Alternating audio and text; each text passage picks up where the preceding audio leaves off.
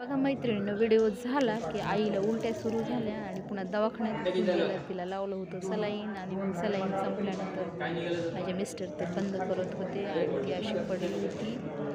तर लईच बेकार तिची अवस्था झाली होती.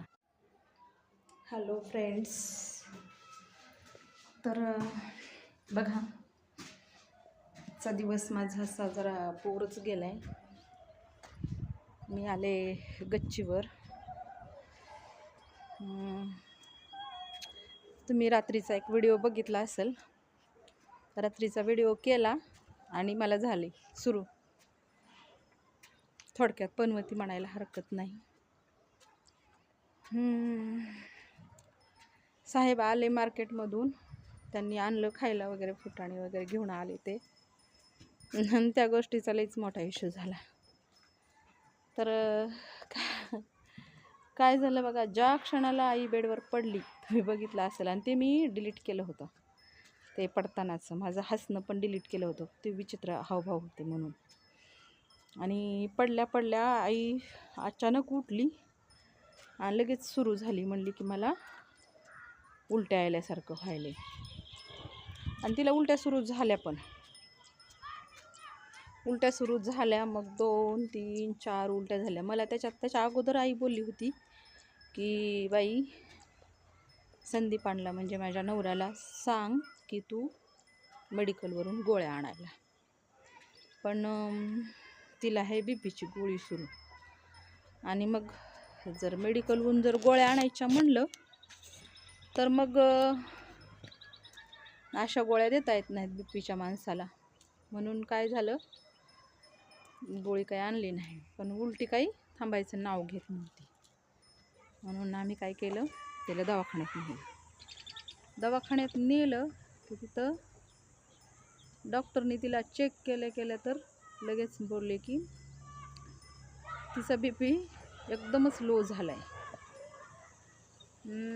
लो झालं आहे म्हणल्यानंतर मग आम्ही जरा घाबरूनच गेलो सगळे. कारण काय व्हायलं नाही का, थोडं थोडं आमच्या घरामध्ये वातावरण तसं थोडंसं चांगलं नाही. कारण कोणी ना कोणी माझी आई मावस बहिणीच्याच अंत्यविधीला आली होती. तिला कॅन्सर झाला होता आणि ती वारली. मग तिकडून तिच्या बहिणीकडे गेली आणि बहिणीकडून मग आली होती माझ्याकडं.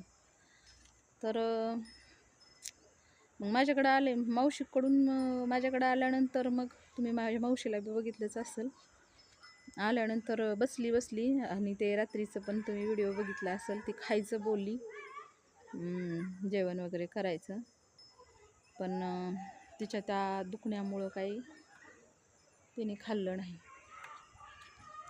दवाखान्यातून यायला आम्हाला 12 वाजले. तोपर्यंत आम्ही सकाळी खाल्लेलं सगळेजण उपाशी होतात. सगळेजण म्हणजे माझी आई, माझे मिस्टर आणि मी, आम्ही 3 जण. तिला दवाखान्यात नेलं. मग डॉक्टरांनी चेक केल्यानंतर तिला स्लाईन लावलं. आणि स्लाईन लावून मग नंतर माझ्या वडिलांना फोन केला मी की असं असं झाले आणि तिला दवाखान्यात ॲडमिट केले. वडील पण तिकडं काळजीत होते, भाऊ पण काळजीत होता. आणि सकाळ उजळली की एक नवीनच सुरू झालं.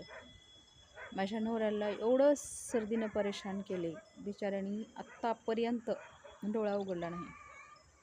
थोडंसं खाल्लं, गोळी घेतली आणि गोळी घेऊन त्यांनी आराम करायला लागले. तर मला तिथं बी क्याव करावं वाटेना, म्हणजे बोलावं वाटेना. कारण ते आराम करायला मानल्यानंतर मी कुठं बोलत बसू नाही का, म्हणून मी वरी आले. म्हणलं चला एक व्हिडिओ तरी करावा, म्हणून वरी येऊन मी थांबले.